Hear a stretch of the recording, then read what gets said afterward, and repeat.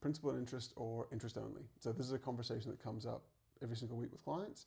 And there's quite a lot that goes into this conversation because it depends on what your overall goals are, what your cash flow position is, what your asset position is, what kind of lending you've got. There's a lot that we consider when advising on this, and we'll often bring in a financial planner and an accountant as well. But in saying that, there's often some general rules or general pieces of advice that most accountants and financial planners will follow, which I'll touch on in a follow-up video to this. So you've got an idea of what I guess most people are doing when structuring their loans. But I think as a starting point, it makes sense to, I guess, talk about the difference between a principal and an interest-only loan, and I guess explain how they work in reality. So I'll use an example of an $800,000 loan on a $1 million property. If you had this with a major bank at the moment, your interest rate, assuming it's an investment loan, would be about 5.59% after the most recent cut.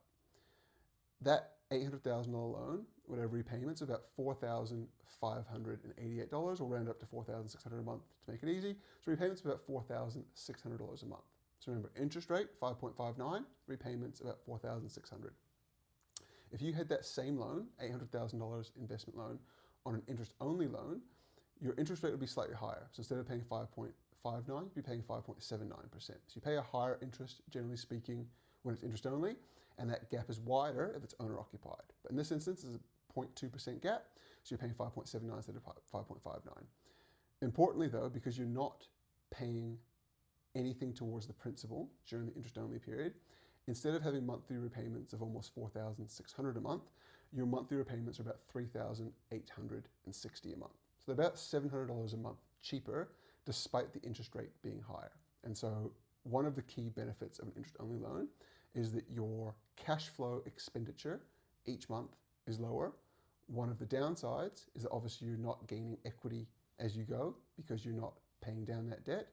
And one of the other downsides, which a lot of people find it difficult to get their heads around, is that interest-only lending can actually decrease your future borrowing capacity. And the reason for that is when you've got a principal and interest loan, let's say all these loans are 30-year loan terms, the bank assesses what the repayments would be, or the actual repayments, on a 30-year loan term with the buffers and things they apply in the background.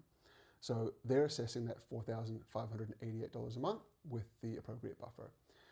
When the bank is assessing you with an interest-only period, if you've got a 5-year interest-only period on a 30-year loan term, they're assessing your ability to pay down the balance of that loan over the remaining 25 years. As a result, the assessed repayments are higher despite the actual repayments being lower, and therefore this can decrease your borrowing capacity.